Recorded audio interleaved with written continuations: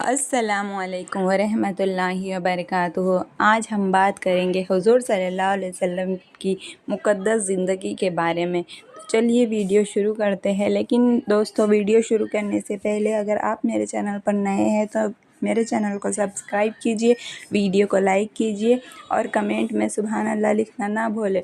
حضرت محمد صلی اللہ علیہ وسلم کا جنم 570 عیسوی میں مکہ میں ہوا۔ یہ سال عام الفیل ہاتھی والا سال کے نام سے جانا جاتا ہے۔ آپ کے والد کا نام عبداللہ اور والدہ کا نام آمینہ تھا۔ عبداللہ کا انتقال آپ کے پیدا ہونے سے پہلے ہی ہو گیا تھا۔ چھوٹے محمد مصطفیٰ صلی اللہ علیہ وسلم کو دائی حلیمہ سعدیہ کے پاس بھیجا گیا، جہاں آپ نے سادگی، سچائی اور امانت داری کا سبق سیکھا۔ بچپن سے ہی آپ دوسروں سے الگ نظر آتے۔ آپ جھوٹ نہیں بولتے تھے، کبھی کسی کا دل نہیں دکھاتے تھے اور غلط کاموں سے کوسوں دور رہتے تھے۔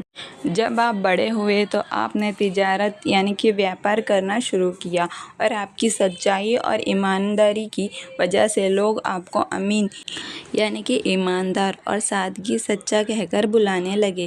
حضرت خدیجہ رضی اللہ عنہا نے آپ کی ایمانداری سے متاثر ہو کر آپ سے نکاح کا پیغام بھیجا اور آپ دونوں کا نکاح ہوا۔ اس سمے آپ کی عمر 25 سال تھی۔ جب آپ 40 سال کے ہوئے تو آپ کو اللہ تعالیٰ نے نبی بنا کر بھیجا۔ یہ واقعہ غار حرا میں ہوا، جہاں جبریل علیہ السلام پہلی بار اللہ کا پیغام لے کر آئے اور کہا، اقرأ بسم ربک الذی خلق، پڑھو اپنے رب کے نام سے جس نے پیدا کیا۔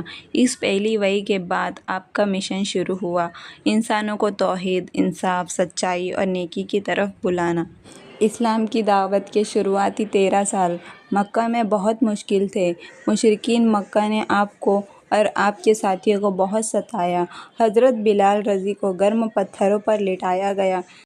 3 سال شیب ابی طالب نے بھوک، پیاس اور تکلیفیں سہی، پھر بھی آپ صلی اللہ علیہ وسلم نے کبھی بد دعا نہیں دی بلکہ دعا کرتے، اے اللہ میری قوم کو ہدایت دے کیونکہ یہ نہیں جانتے۔ جب مکہ والوں نے آپ کی بات نہیں مانی تو آپ طائف گئے، لیکن وہاں بھی آپ کو پتھروں سے مارا گیا، آپ کے جوتے خون سے بھر گئے، مگر آپ نے پھر بھی بد دعا نہیں دی۔ اس وقت آپ نے فرشتوں کی پیشکش کو ٹھکرا دیا، جو پہاڑوں کو گرا کر طائف والوں کو ختم کرنا چاہتا تھا۔ آپ نے فرمایا، کیا پتہ ان کی نسل سے کوئی اللہ کو پہچاننے والا نکل جائے۔ اس مشکل دور میں اللہ نے آپ کو سکون دینے کے لیے معراج کا تحفہ دیا۔ آپ مکہ سے بیت المقدس، قدس اور وہاں سے 7واں آسمان کی سیر پر گئے۔ آپ نے انبیاء سے ملاقات کی، اللہ تعالیٰ سے بات کی اور امت کو نماز کا تحفہ ملا۔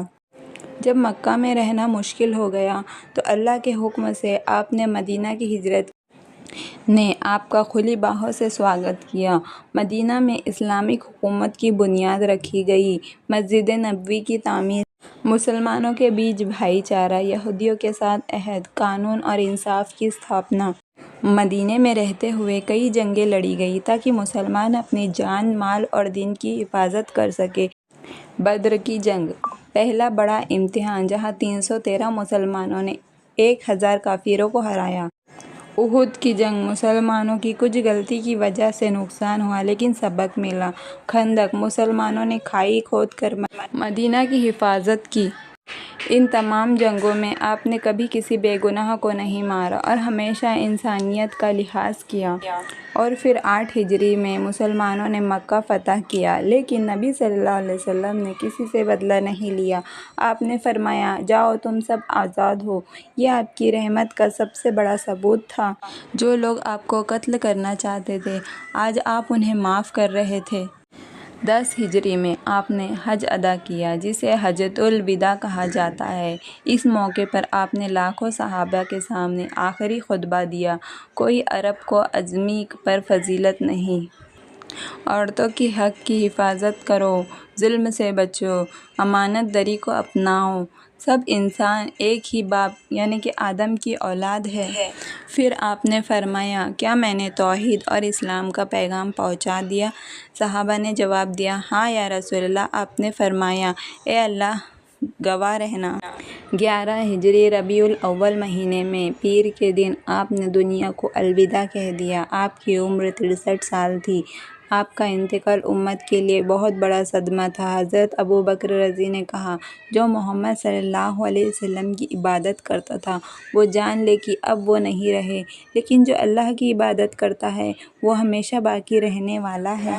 تو دوستو، اب بات کرتے ہیں نبی صلی اللہ علیہ وسلم کی سیرت سے ملنے والے سبق کی۔ سچائی، آپ نے کبھی جھوٹ نہیں بولا۔ امانت داری، دشمن بھی امانت آپ کے پاس رکھتے تھے۔ صبر، ہر مصیبت کو سہا مگر اللہ سے شکایت نہیں کی۔ معاف کرنا، دشمنوں کو بھی معاف کر دیا کرتے تھے۔ دیا اور کرونا، بچوں، عورتوں، بوڑھوں، جانوروں تک سے رحم کا برتاؤ کرتے تھے۔ دنیا داری سے دور سادگی بھری زندگی گزاری۔ نماز سے لگاؤ، ہر حال میں نماز ادا کی۔ محمد صلی اللہ علیہ وسلم کی زندگی انسانیت کی سب سے بڑی مثال ہے۔ اگر ہم واقعی دنیا اور آخرت کی بھلائی چاہتے ہیں تو ہمیں آپ کی سیرت کو اپنانا ہوگا۔ تم میں سے سب سے بہترین وہ ہے جو سیرت مصطفیٰ کو اپنائے۔ دوستو، آج کی ویڈیو آپ کو کیسی لگی مجھے کمنٹ میں بتانا، اور میرے چینل کو اگر آپ نئے ہیں تو سبسکرائب ضرور کر دینا اور ویڈیو کو لائک ضرور کرنا۔ اللہ ہم سب کو نیک ہدایت دے اور نیک راستے پر چلنے کی توفیق دے، اور سب سے بڑی بات، ہماری صحبت نیک دوستوں کے ساتھ بنائے، کیونکہ آج کے زمانے میں نیک دوست ہونا بہت بڑی نعمت ہے۔